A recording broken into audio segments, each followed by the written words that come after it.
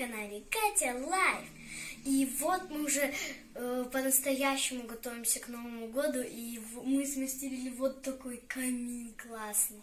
Смотрите, здесь вот это из пенопласта вот дрова, а вот это как будто огонек начинает гореть.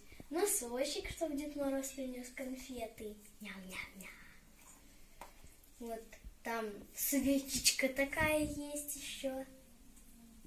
Это очень красивый. Мы с мамой сделали камин. Сам камин мы делали из большой коробки, основа для камина.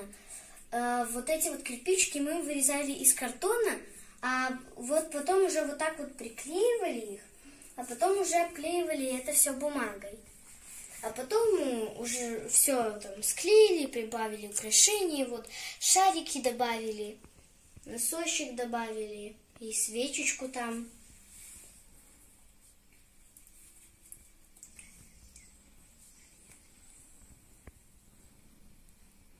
По секрету знаете что?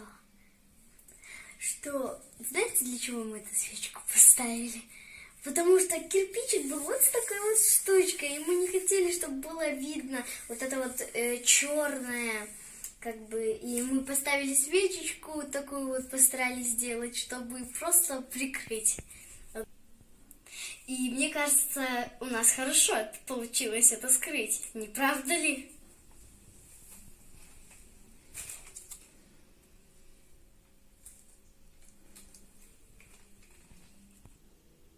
У нас в школе будет выставка. Все должны дети принести поделки новогодние. Мы выбрали вот такой вот камин.